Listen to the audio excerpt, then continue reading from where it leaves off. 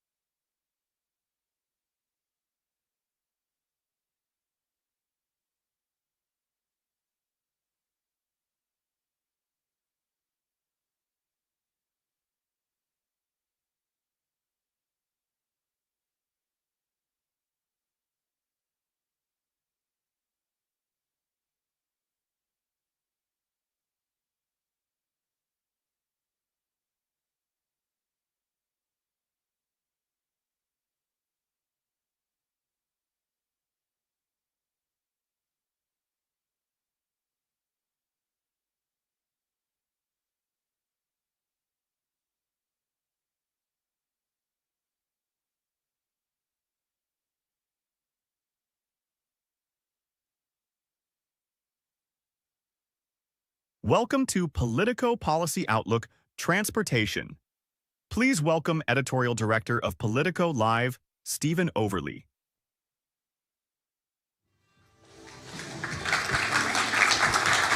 Hello. Good morning, everyone. I'm Stephen Overly, the Editorial Director of Politico Live, and welcome to our Policy Outlook, all about transportation policy. We'll dive into some of the biggest issues today, from EVs to gas-powered vehicles, biofuels, you name it. We've got a great lineup, but we have had a change to our program thanks to the government shutdown. Unfortunately, we initially had Chairman of the House Transportation Committee, Sam Graves, and Ranking Member Rick Larson joining us today. Washington had other plans with the schedule, but we'll still have several great conversations for you, and I look forward to bringing them to the stage. Thank you.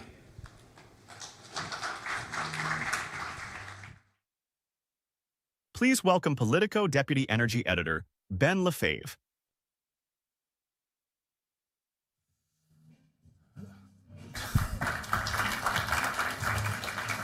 Good morning, everybody. I'm Ben Lefebvre, Deputy Energy Editor at Politico. I've got here Deputy Transportation Secretary Steve Bradbury. We're two deputies together on stage. We're also both done time at the University of Michigan and are both English majors. If we need to pad time out, we're happy to do some kind of C-SPAN book talk, after we talk transportation. But thank you for being here. I appreciate it. My pleasure. Thank you. Yeah, and we're here at beautiful Union Station. You're on the board of Amtrak, are you not? I am. Just basically, we saw DOT saying they want to do some things here. That's right. Yeah, what are some of the things you want to do with Union Station? Well, isn't it a gorgeous building? I mean, a historic train hall. Actually, the Department of Transportation owns this building. Yeah. But for many years, the operation of the building has been more complicated than it needs to be because of multiple lease arrangements.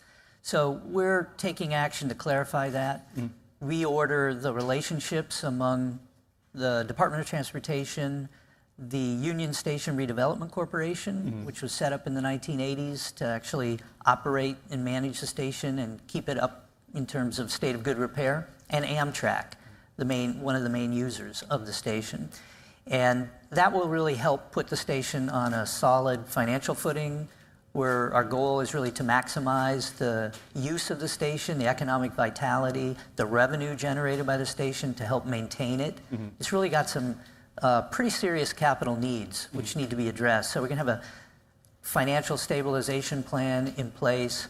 We're going to look at maximizing the revenues and really figure out what capital improvements are needed, put it on a solid footing so then we can really move forward to plan a grand expansion and improvement of the stations. So when you say you're big plans ahead. When you say you're going to try to raise revenue, is that basically raising the rent for everybody here, or what else you got? Well, it's maximizing the retail, spaces and the use of it. There's really great potential for this place. I mean, look at what we're doing today as a beautiful event space. I mean, I think it's underutilized in that regard. This is really one of the greatest buildings in America, one of the most beautiful spaces, but it needs upgrading to really, open the door to more use of the station. I think that's what Congress originally intended when it did the first redevelopment of the station back in the 1980s, is to maximize it as a transportation hub. It's not just Amtrak, it's bus service. Right, it's VRE, it's the MARC train, it's the Metro, and it should be an economic magnet for vitality in the nation's capital. It should be a vibrant retail environment. I think it was for a while. You remember back in the 90s, and it's kind of gone downhill from there, and of course COVID hit it pretty hard. So we really need to put it back on solid footing, work with Amtrak, work with USRC to move forward with a new vision for an expanded station. There's this grand plan that the previous administration had endorsed, which would have a huge expansion in the back of the station. Would have cost $10 billion and taken 13 years. Actually, was never feasible, wasn't workable, wasn't going to get funding. But it didn't do anything for the historic train hall, which is where we need to focus our attention. Gotcha. All right, and then moving on to another news of today, the folks on the Transportation and Infrastructure Committee couldn't make it today because there's something going on the Hill.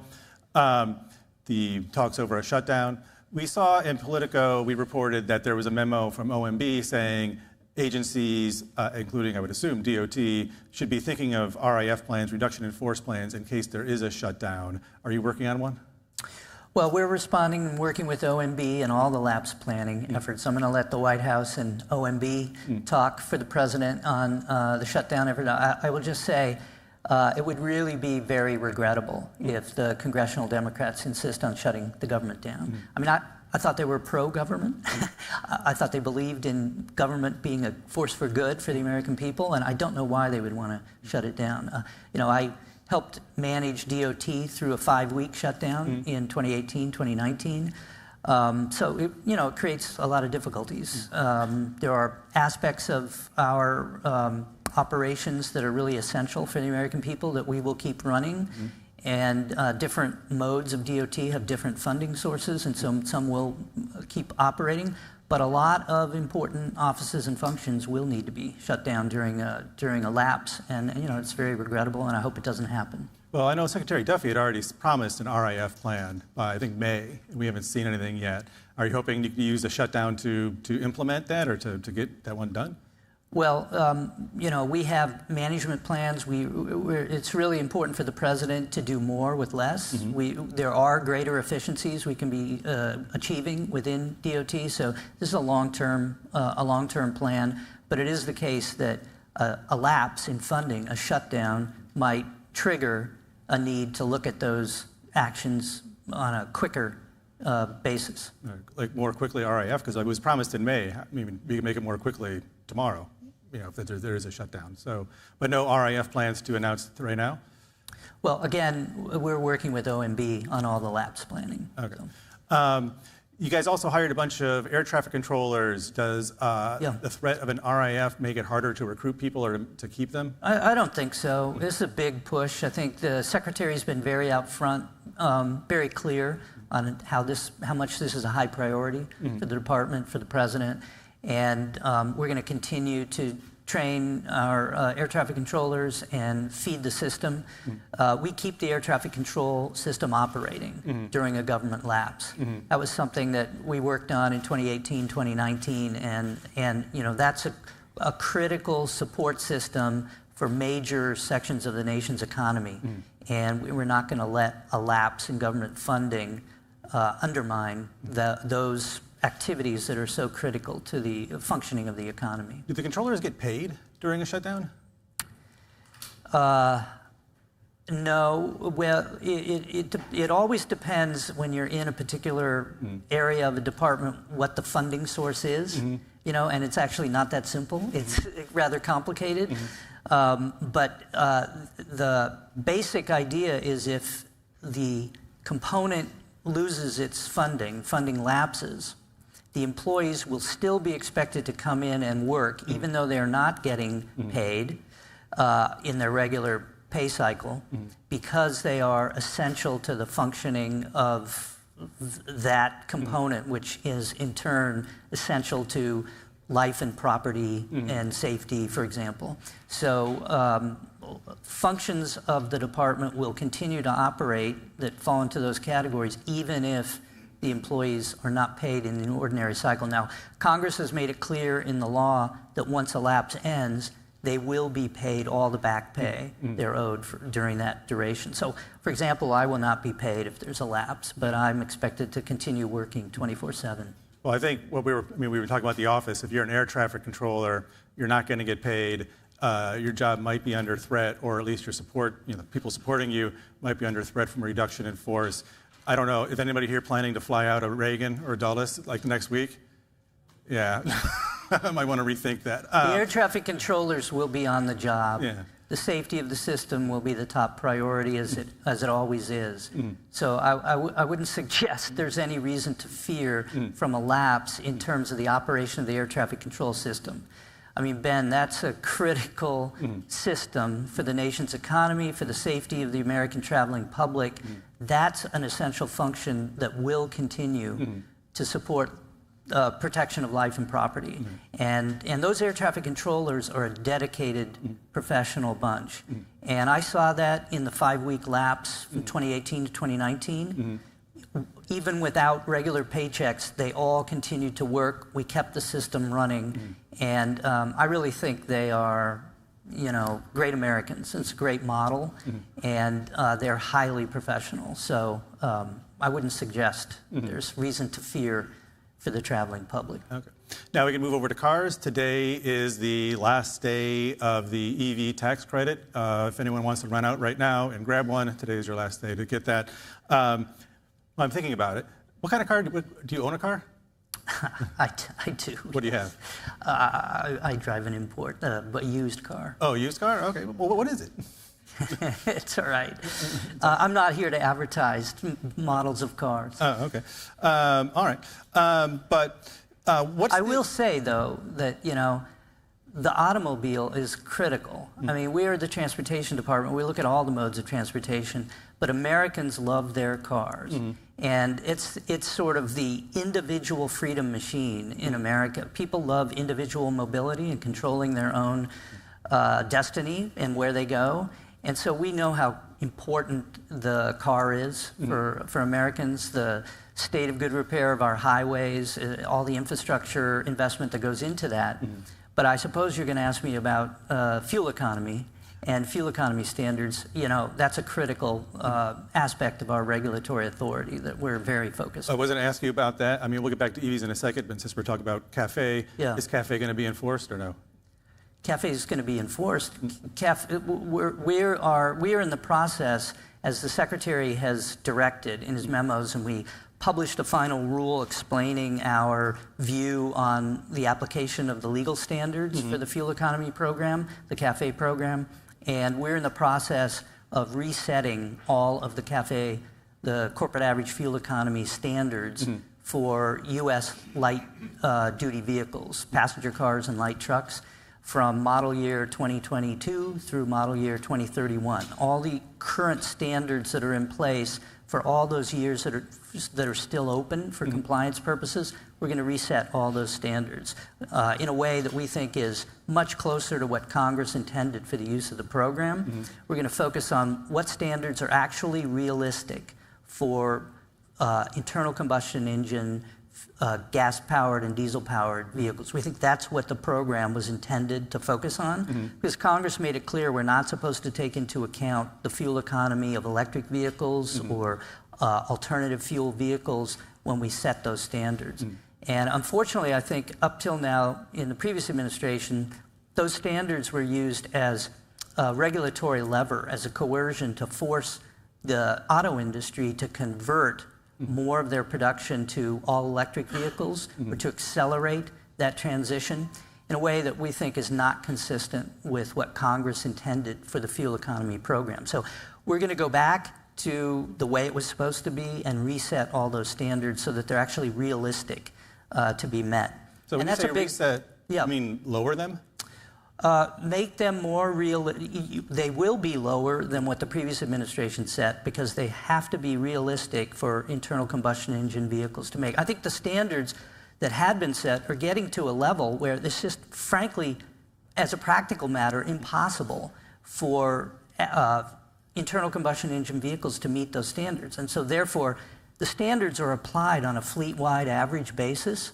And for that reason, it forces the automakers to increase the percentage of their production that's electric, you see. And then they get compounded credit for those electric vehicles, and it biases the whole system. It makes it so distorted. And the result of this is actually rather tragic for the American people, because what it means is they have to phase out a lot of models of internal combustion engine vehicles that the American people want to buy, that have great utility for American families. They have the cargo space. They have the power that Americans want for different use cases. And so your range of choices at the dealership is reduced dramatically. It's stifled. The average cost of a new car goes way up. And so the average family has trouble affording a new vehicle. And that has safety implications, because we know that older used vehicles are much less safe in a highway accident than a new car. So we want American families to buy more new cars. We want them to be affordable. We want to have the choices available. We have nothing against electric vehicles. Nothing. They have, they're wonderful new technology, and they have great application for people, and people should be able to buy them. Automakers should be able to make them if there's demand in the market to support it. But we shouldn't use regulation to force artificial changes in the marketplace. So if you're concerned about cost, are you talking to the president about getting rid of steel tariffs? Listen, the president is in charge of his approach on trade. He's got a strong trade team. And obviously the focus there is improving and strengthening the industrial base for the United States. There are few industries more important than the auto industry for the strength of the American industrial base. So we're really talking about the future of a domestic auto industry and whether it actually has a future. Because I'll tell you, if it goes all electric, China is dominating in the technologies that are critical to electric vehicles. And that is a real national security threat to the U.S. I'm glad you brought that up. When I grew up in Detroit in the 1970s and 80s, and the automotive industry had this attitude of, oh, these efficient Japanese cars, nobody's going to buy them. They're not the big muscle cars that Americans love. Yeah. And after that, I remember folks talking about, quote unquote, rice burning cars. Why would anyone ever buy those? After that, if I recall correctly, Honda and Toyota ate Detroit's lunch. So is there a concern that if the U.S. is basically saying, we don't want to play this game with fuel efficiency, we don't want to play this game with electric vehicles, we're going to get our lunch eaten again because we're just like an island of ICE development with no real government support of developing the next generation of vehicles? Well, I do think there's a tendency in multinational corporations to look for economies of scale on a global basis, and they see these pressures from China and pressures from the European Union to electrify, and they were looking at trying to create a common platform for their production across the globe. And they had a problem, and that problem is consumer preferences in the biggest market of all, North America. It just happens to be the case that Americans love their internal combustion engine vehicles. That creates a little bit of a market impediment if you want to go all electric on a global basis. And so I think to a certain extent, the government policies on the regulatory side that were geared in the previous administration toward forcing, through regulatory coercion, this change to all electric, was supported to some extent. You actually saw the big global automakers supporting these policies, at least initially, until I think they got to the point where they saw it was just not feasible to build to these standards, and the market demand wasn't rising as they might have expected for the electric vehicles. So there needs to be a readjustment and an assessment. And what we're focused on is not the international global automakers so much as the needs of the American people and the job base and industrial base in the U.S. And yes, Toyota and Honda did great, but they make a lot of vehicles in the U.S. now. They are big producers. And they hire a lot of people in the U.S. And some of that was because of trade and trade policies and even some tariffs. It was because of tariffs that we have pickups made in the U.S. And so I think that's what the president is focused on, and we're focused on jobs, economic vitality, maintaining industries that are really critical for our national strength.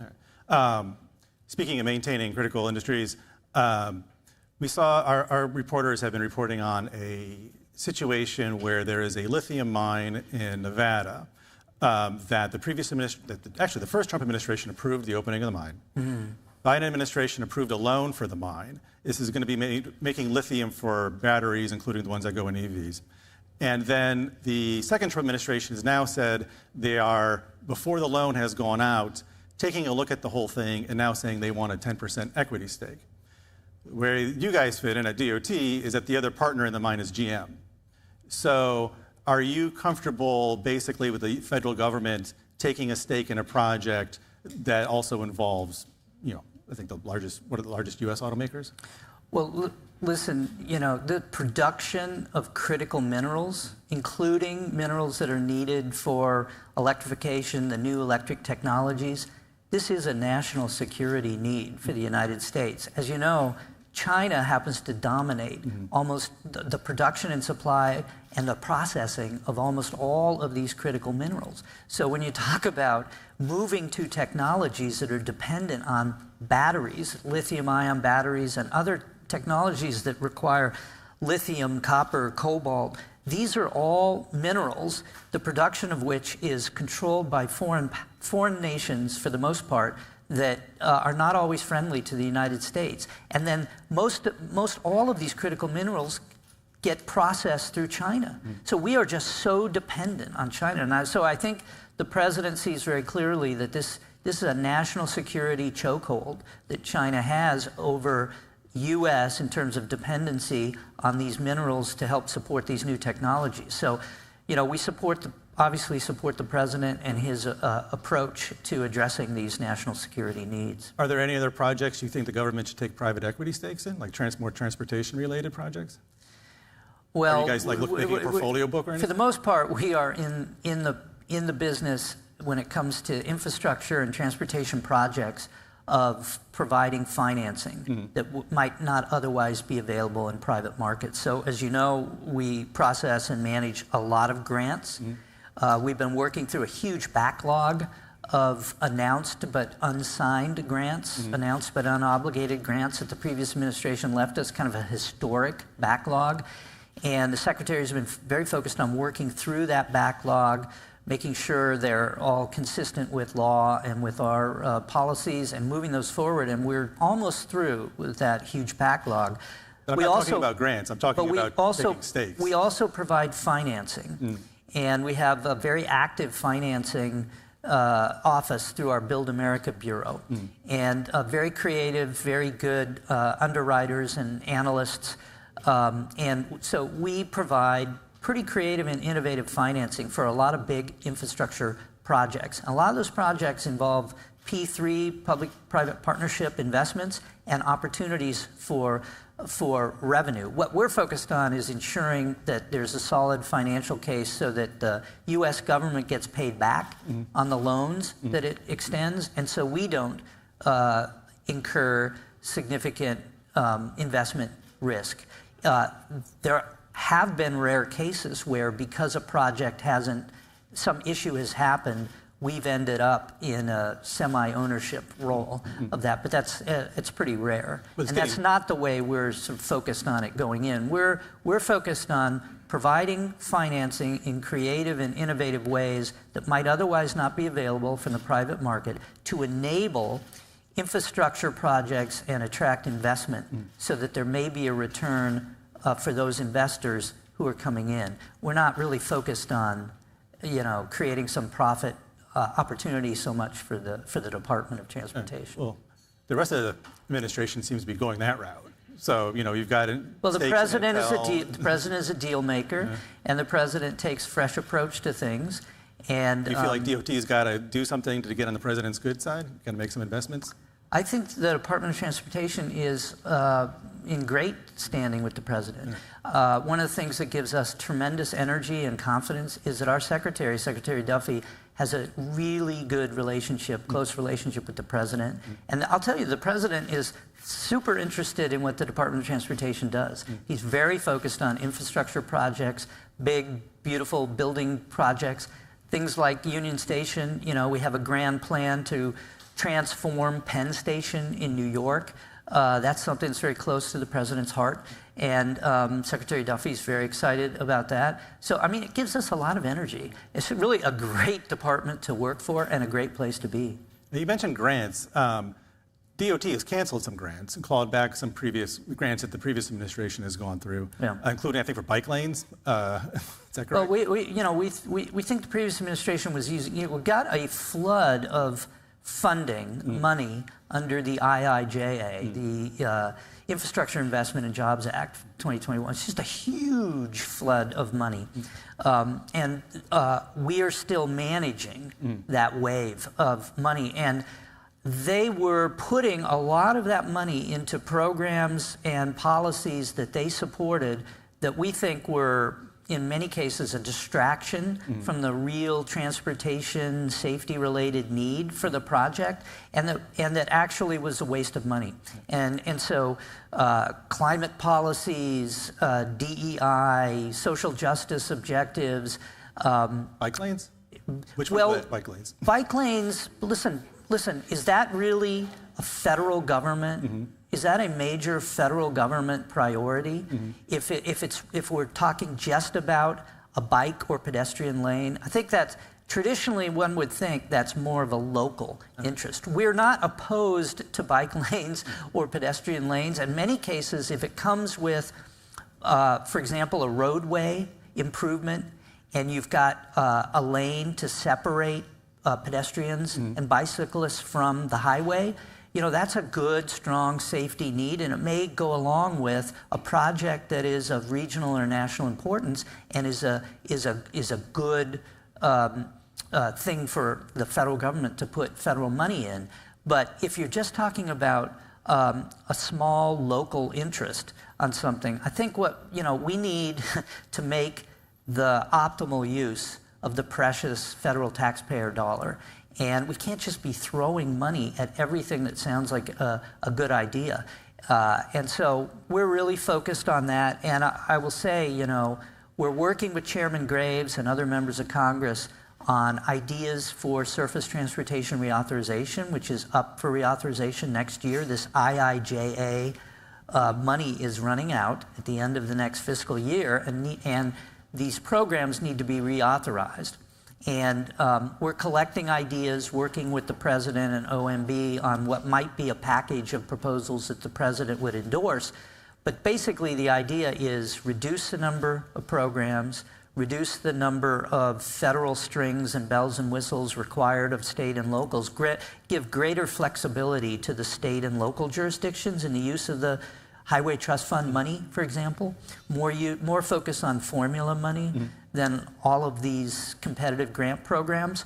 What happens if we get you guys are making your plans for grants, and let's say in, how many years we get President AOC, I don't know, President AOC, and they come in and they say, those grants that you guys did, we don't like them, they're out, they cancel them. Are you guys worried you've opened the door to future administrations basically doing revisionist grant making? Well, let me say, this backlog of announced but unobligated grants, but keep in mind, these are grants that the previous administration selected and announced, but they didn't sign a contract. They didn't sign a grant agreement. So there is no signed instrument, financial instrument or grant agreement.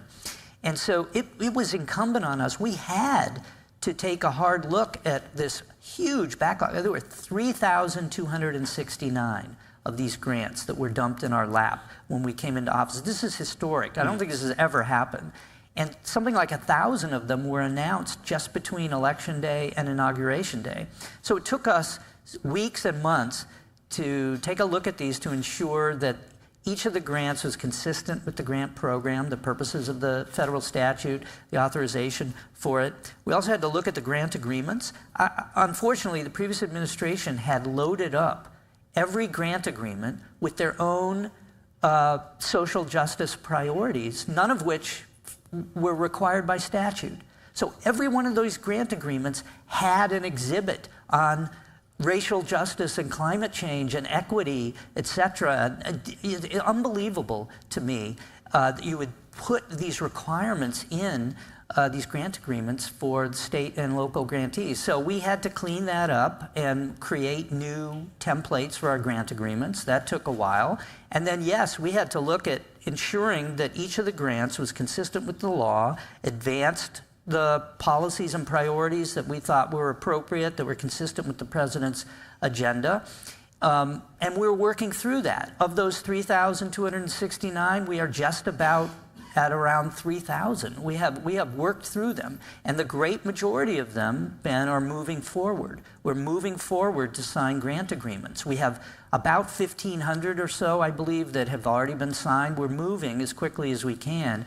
And in some cases, we've adjusted the scope and nature of what's being funded, but the basic project is still moving forward. It's a small number relative to the large mass that we're deciding to withdraw and not move forward with. All right, Deputy Secretary, thank you very much. We're out of time. I appreciate it. We can still talk books if you want behind stage. Okay. All right. Ben, thank you. Thank you. Thanks, everybody. Appreciate it. Thank you. Yeah. Thank you. Thank you.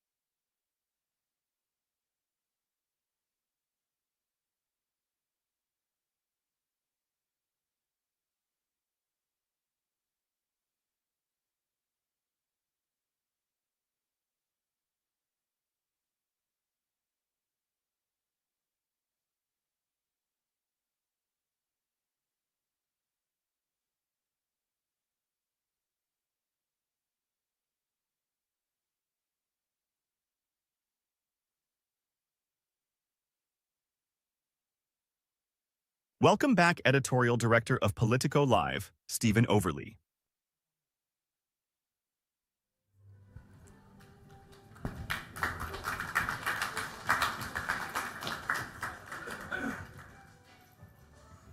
Welcome. All right. Interesting conversation we just heard, and I'm excited to keep it going here with three industry leaders representing three very different perspectives on the future of America's auto fleet, how we power it, how we regulate it. To introduce our lineup, I'm joined today by Genevieve Cullen, President of the Electric Drive Transportation Association, Chet Thompson, President and CEO of American Fuel and Petrochemical Manufacturers, who's our partner on today's event, and finally, Emily Score, CEO of Growth Energy, a trade association representing the biofuels industry. Thank you all for being here. I want to dive in first, getting some reaction to what we just heard from the Deputy Secretary, particularly his comments that the CAFE program isn't dead, that the Trump administration is rewriting the fuel standards and sort of removing EVs, removing alternative fuels, because effectively, the Biden administration put a bias or skew in the market when it took those into consideration. Genevieve, what do you make of those comments? Well, I think it's pretty clear that they are rewriting the regulations. I agree on that. I think that the fact that the CAFE standards remain in place creates the opportunity to measure and account for the efficiency of vehicles in the ways that we're all used to. And electrification, whether explicitly or implicitly, is absolutely going to continue to factor into that. And Chet, for you, I mean, this seems like good news for your companies, right? We heard him say that the standards are going to be lowered. This does seem, though, like a pendulum that swings back and forth, when the administration changes. When you talk to your member companies, how do you think about long-term planning in this space and sort of the long-term trajectory here? Well, first of all, Stephen, thanks for having us. It's a pleasure to be up here with these two experts, and it's a time for having the conversation. So this is great. We at AFPM, we're excited about this. We're excited about our role in the future for a variety of reasons. But with respect to CAFE, I mean, certainly we're thrilled that this administration is revisiting them. It's not that they're being lowered, Stephen. The issue with the prior administration, as the Deputy Administrator Secretary said, the prior administration did them unlawfully, all right? And so we, as an industry, we support ambitious, regulations that improve the efficiency of the auto fleet. And in fact, if you look across the last couple decades, the U.S. fleet is more efficient today than ever before. We're 99% cleaner than ever before. The fuels that Emily and my members make are cleaner than ever before. It's a great success story. But the prior administration tried to use CAFE, tailpipe standards, California waivers to force the electrification of the transportation fleet. And they did it unlawfully.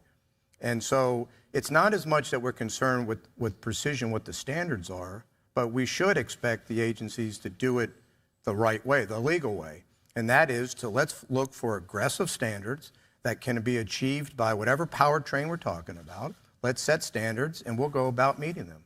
So what we tell our members, it's consistent across whoever's in power. Let's follow the law. It shouldn't be that complicated. Let's set standards that, again, the way they were supposed to be done, which is let's find aggressive standards. Tell industry how to meet them. Make sure they're in fact achievable and go about doing it. The prior standards were not achievable. And what happened is, in the CAFE standards, they baked in electric vehicles and, created these artificial efficiency standards for autos, for EVs, and try to make the internal combustion engine meet those standards. And I think Genevieve would agree, by and large, they couldn't be achieved. And so they were forced, it was designed for one purpose, and that was to force the full electrification of the fleet. Do you agree with that, Genevieve? I'll come to you next, Emily, but do you agree that the old standard not only was unlawful, but that we can still sort of move toward a clean, efficient fleet if EVs are not part of the equation? Maybe I've heard this differently. EVs are going to be part of the equation. How they're measured in it is the different part. The fact is, where transportation is going is electrified. If you look at the future of look out 25 years and you see autonomous vehicles, connected, shared, those vehicles are increasingly electrified. So that's where the fleet is going.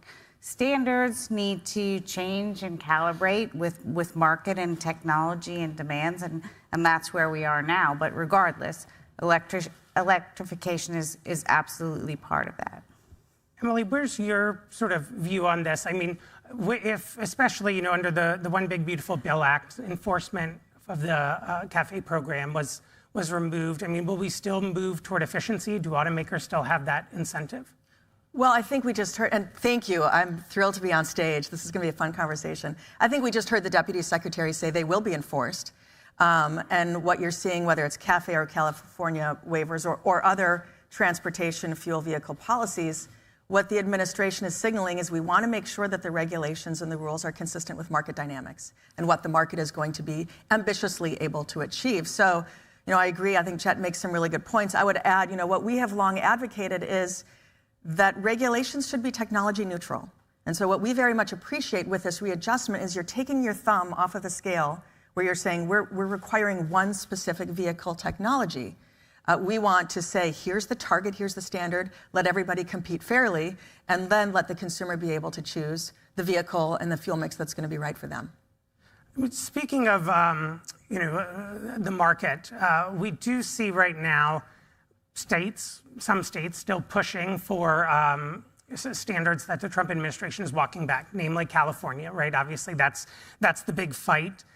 Chet, what is the role for states to play in this debate around fuel economy? And do you anticipate more blue states pushing back, given the direction that the Trump administration seems to be headed?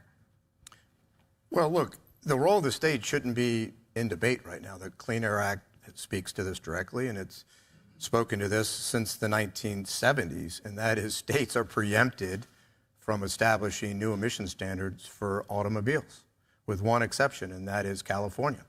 California has always been carved out to have their own standards if they can show that those standards are needed for the unique geography and topography of California.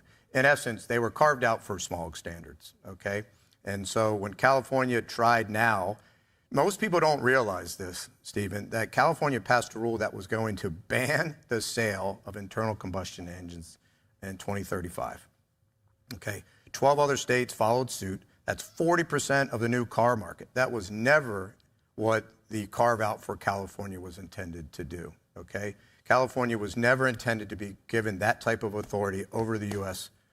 Economy. So as you might imagine, we were quite pleased when Congress passed the Congressional Review Act reversing California, and the president signed it a couple months ago. That's a great win for U.S. consumers, the economy, our national security. As the Deputy Secretary said, this is a national security risk, forcing the electrification of our fleet. China dominates the entire supply chains around electric vehicles, electric batteries. For us to give up what is our strength as a country, which is our energy security, which we have. We produce more oil and gas than any country on the planet Earth. We have the best refineries, the most sophisticated, the cleanest. Why we would trade that to walk directly headfirst into China's dominance is beyond me. Now, I agree with Genevieve. EVs are going to be part of the future. Now, how big? Who knows? We poured billions of dollars into EVs over the last couple of decades, and they are 9% of new vehicle sales today, less than 2% of total vehicles. We just have to be careful. So the role of the states, we only ask that, again, we follow the law of the land, which is only EPA and DOT should be setting new emission standards from autos. Let me ask you just a quick follow-up, and then I'll come to you, Emily and Genevieve. You mentioned China, which I was going to get to later, but we'll get into it now. I mean, that is sort of the boogeyman here, and if the fleet is, at least part of our fleet, is electrifying, if China dominates in EVs, are we effectively ceding that to China by not pushing for U.S. technology, by not subsidizing EVs, by not the government kind of pushing for that industry to really develop here as an alternative? Well, I wouldn't say we're ceding. Let's take stock of where we are. Like I just said, they control 90% of the supply chain today. Okay? Why is China doing that? It plays to their strength. So the United States, we should play to our strength. Our strength is like I said, we are blessed with natural resources. We're blessed with energy reserves that makes the rest of the world envious. We have the best refining kit. We have clean cars. Let China do their thing. Since when does the United States follow China at anything? It makes no sense. And I will tell you, the way for EVs to thrive is not through subsidies. And we can talk about whether that has worked. Why are we subsidizing wealthy Americans to buy EVs that they were going to buy anyways? The way to win this war is to have the best car on the road. Tesla is worth $1.4 trillion today. And it's not because of EV subsidies. It's because they had a product that people wanted to buy. So let's do it the old-fashioned way. Let's have the U.S. automakers put great cars on the road, and people will buy them. Emily, what's the biofuels role here in sort of American competitiveness vis-a-vis China? I mean, China is a market for ethanol producers, for instance. Some of your companies, I'm sure, have felt the pinch of some of the trade policies this administration. Where does China fit into your calculus, your argument? So, I mean, right now we're actually not shipping that much to China. But there are many, many other markets where ethanol is a huge import. I think, but to kind of take a step back, what we see is that the global economy is going to become a low carbon economy, and we want to be able to compete, whether it's here in the US or it's abroad with our exports as well. And Chet mentioned this, liquid fuels is becoming more low carbon. Ethanol is a low carbon fuel. It's an additive mixed with petroleum to make the gasoline in our gas tank. And our industry is continuing to decarbonize. We're investing in ways to decarbonize our fuel. So our focus is really making sure that we remain competitive, that we have a really good value proposition, whether we're talking about the domestic fuel supply or selling into markets like California or Oregon or Washington, the West Coast that has carbon performance standards, or also being able to sell abroad. But I think an important part of that conversation, and it does come back to CAFE, is that the rules of the road have to be clear and consistent and fair. If we are measuring performance based on carbon, we've got to make sure that it's a complete well-to-wheels perspective, whether we're talking about an electric vehicle or the internal combustion engine or what have you. So there's more conversation, a lot more work to be done on those regulations as well.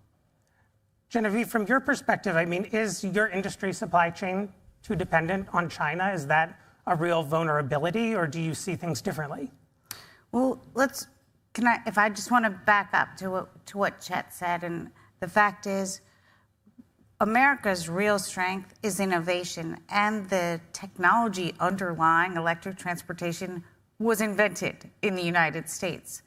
Where we fell behind is bringing things to market in commercialization, because we don't have a command and control economy. But the fact is, that is our strength, is that we solve with technology. And so if we determine that our national security, our energy dominance, the breathability of our air, or the economic prospects of our manufacturing workforce depend on innovation in transportation, we can achieve that.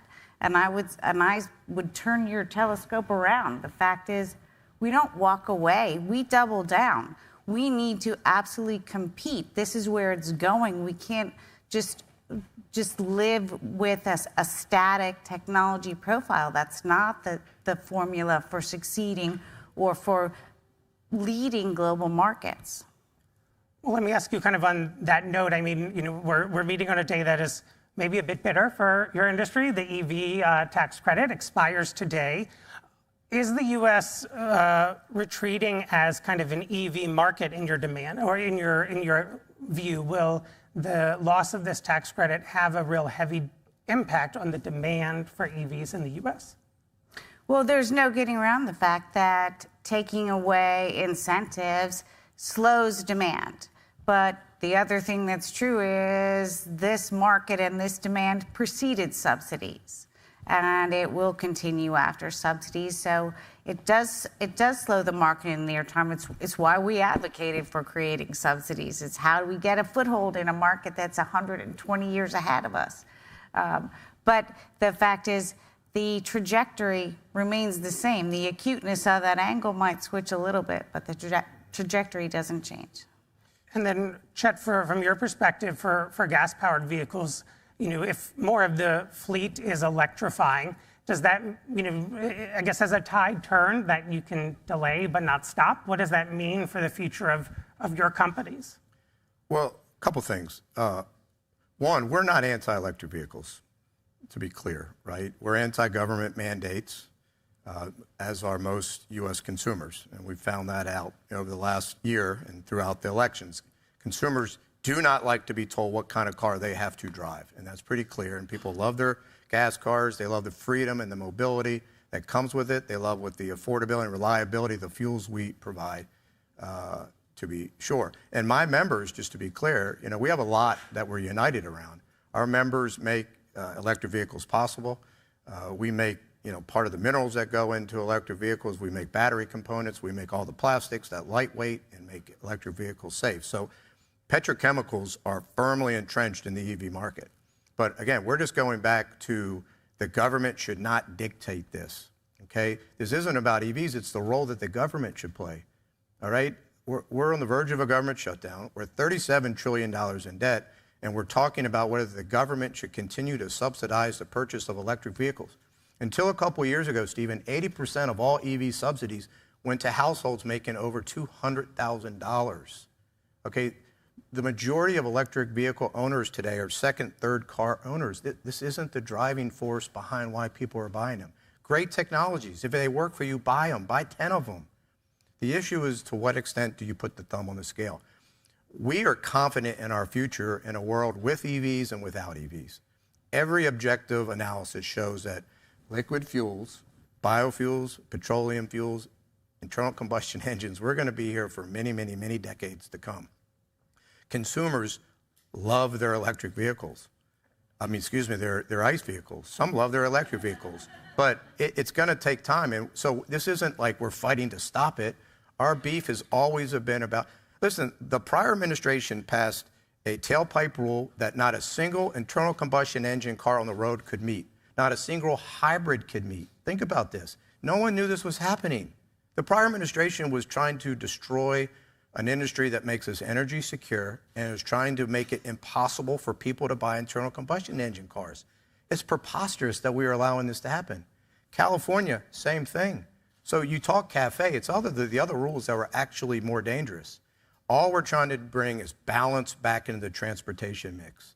Why in God's name would we walk away? Look what's happening in Europe. They're backing away from their standards right now. Energy security as a country, we should be after that. And we have it with liquid fuels right now. And Genevieve's day will come, but we shouldn't force it. We shouldn't force it. We need still to this day 20 times the charging capabilities, 20 times, just to have a 50% EV penetration rate. That means to get there, we'd have to build 500 charging stations every single day, 7 days a week, right, for the next 5 or 6 years to get there. What are we talking about? And yet we were going to have an administration that was going to make it that you couldn't buy a new gas car in this country by 2032. It's preposterous that we as a country haven't been talking more about it. I guess just a quick follow-up there for you, and then Emily, I'd like to come to you with a question. I mean, Americans were buying gas-powered cars during the Biden administration, and yeah, there were more stringent standards coming online, but the industry, was there not a possibility to meet that? Because I guess what I hear you saying about not subsidizing EVs, there are a lot of industries that the government subsidizes because they consider it a competitive priority vis-a-vis China. Think of semiconductors, batteries, and others. So why are EVs different? Well, I would just say because some of those other technologies are emerging technologies. We have been subsidizing electric vehicles in this country since 1992. 1992. Does anyone think EVs are emerging technology? Does anyone think Tesla needs our help? These other things you're talking about, you know, IT race, data center, these are all new. And there are times it makes sense for the government to get involved. But here, when are we going to stop? When? We've been doing it for decades. And again, consumer purchasing data does not show that it's made that much of a difference. Do you want to respond? Yeah, couple things.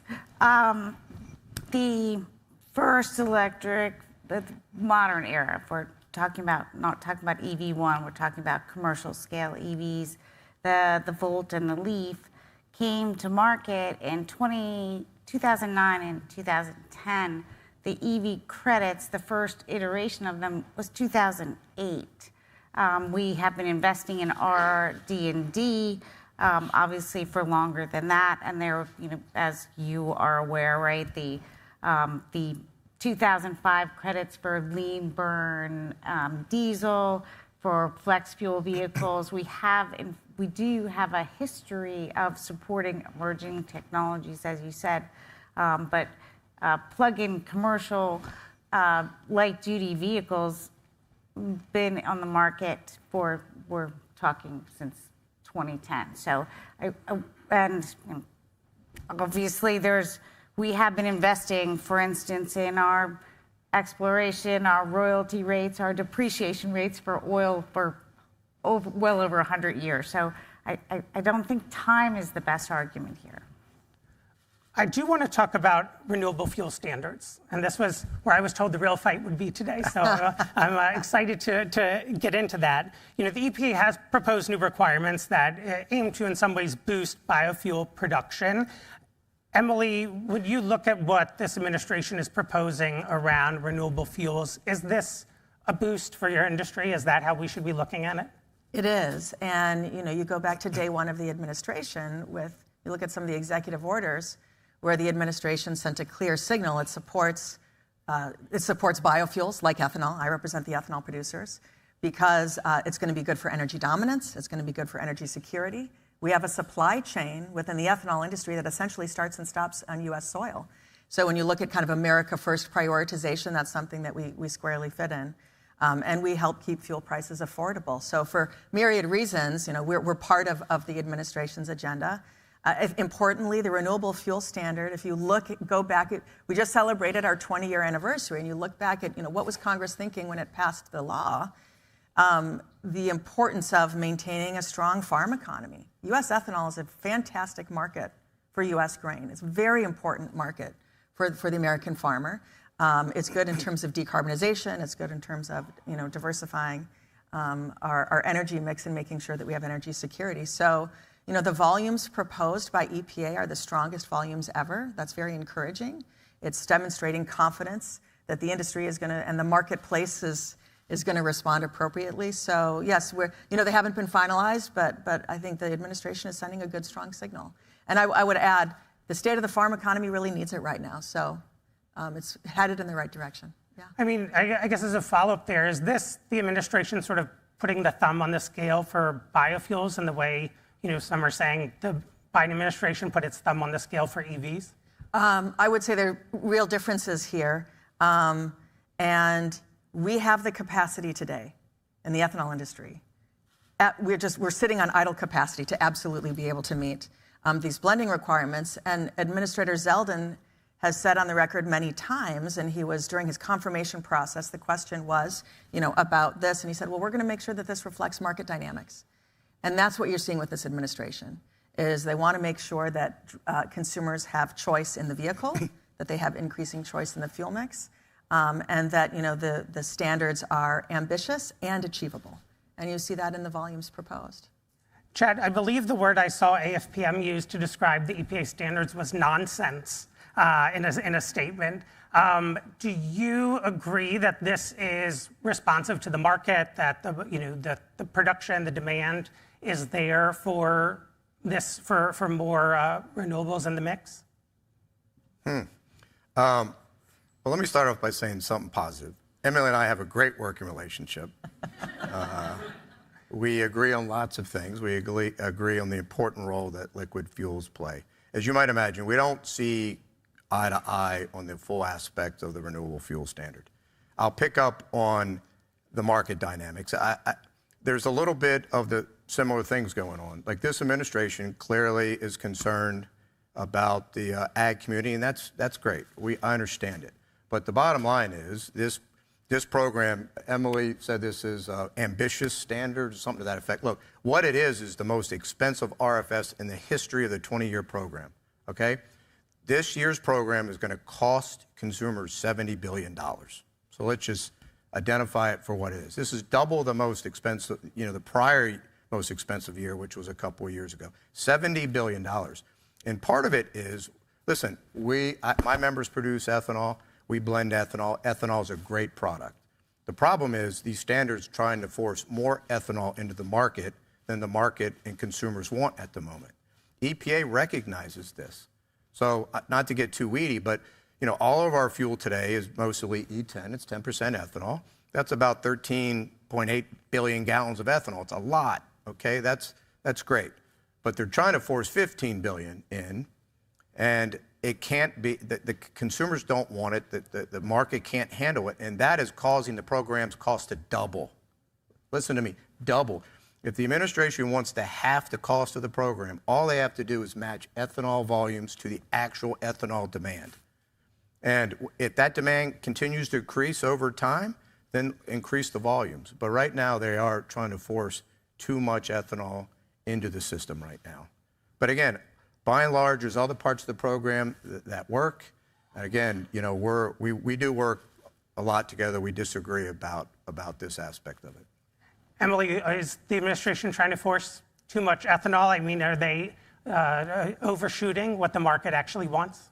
No. And I'm going to offer a different set of numbers. That is the American driver's experience, and has been the American driver's experience for the past several years.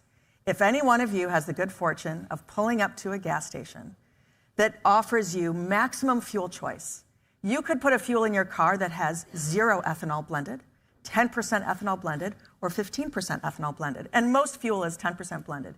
If you have the opportunity for that higher octane 15% ethanol blend, you're going to save on average 10 to 30 cents per gallon. And that's been the case year over year across the country. And so those are the economics that we believe are very much a part of the equation of why this higher blends of ethanol is actually a very attractive and appealing choice for consumers. And again, it comes back to choice. Like the American consumer, give them the options, and we're all going to compete, and we're going to compete competitively, and that's appropriate.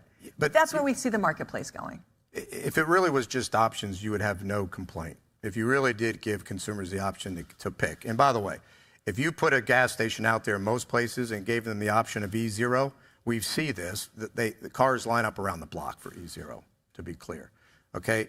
It may be a little bit cheaper at times. Today, do you know ethanol is actually more expensive than gasoline today? So it's not always, by and large, it can be less expensive. And we blend it. It's a great source of octane, okay? But it's not always less expensive. And it's 35% less energy dense, which means you're going to have to fill up your car more often if it has more ethanol, okay? But consumers, by and large, do choose, okay? You've been able to purchase E15 in huge parts of this country year-round for the last 3 years. The data speaks for itself. But Emily knows this. The last couple of years, the amount of ethanol blended in the gasoline supply has never exceeded, it could never come anywhere close to 15 billion gallons. Never, ever, ever, okay? And that's what this standard requires. 15 billion gallons. And EPA and the rule will say, we know you can't get there from ethanol, but you can comply by buying more expensive advanced. So it's not just consumer choice. The problem is my members have to pay for this, okay? And they have to pass along that cost to consumers. Again, $70 billion will be passed along to consumers next year because of this proposal. Well, I guess two quick follow-ups for you there. One, I mean, in terms of passing on the cost to the consumers, there's other ways I would imagine the industry can mitigate some of those costs. Is there not? I mean, not if you want to be profitable. Well, the other point is the salience of Emily's argument here around the American farmer, I think resonates in this particular moment, given some of the pressures on the agriculture industry. There are a lot of folks in Washington who are sort of sympathetic to that. How do you sort of refute that point? Listen, like everyone in this room, we love the American farmer. Our proposal is to take some of the volumes from ethanol and put it into the broader renewable category where there is room for growth.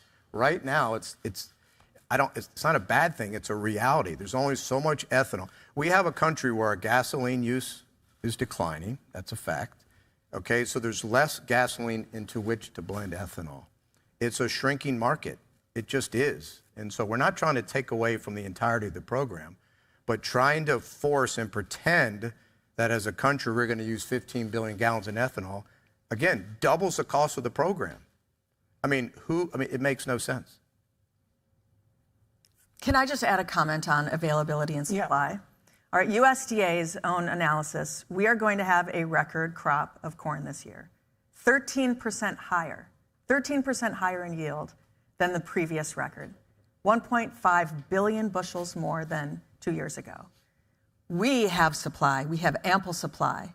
And so that again goes back to, I think the administration is saying, we want US markets for US agriculture. We want US energy to be created. You know, we want to make sure that we are looking out for US uses for US feedstock. So we have the supply, and there's areas of disagreement, and there's also areas of agreement within liquid fuels. I think there's more alignment Trump 47 than Trump 45. It's fair to say. So, but we're excited about the future, and we're excited that we are absolutely in a position to be able to meet these standards and make sure that drivers continue to save when they fill up with higher blends.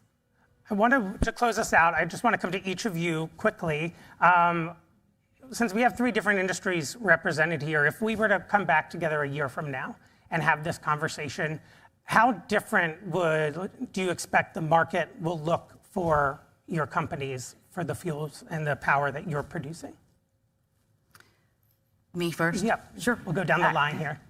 Well, I think in the, obviously, my members represent the value chain of the electric transportation industry, but we're sort of focused here on light duty, so I'll just keep it there.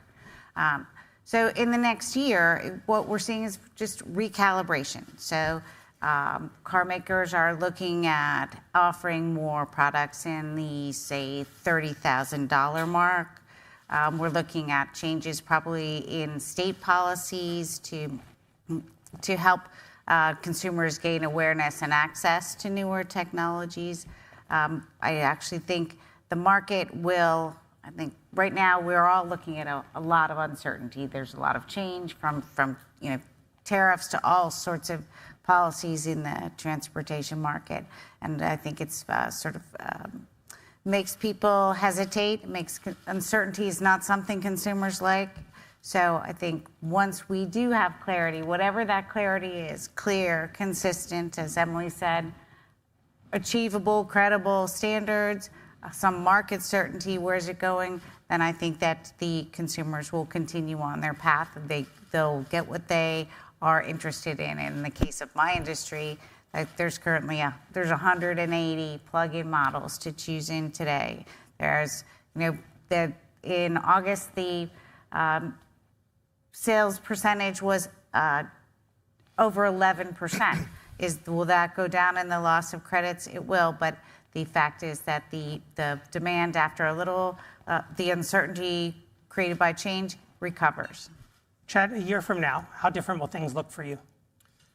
Well, I think it's going to be somewhat the same, and I say that because a couple of things, Stephen. Our members' goal is to continue to provide the fuels in the most sustainable way we can.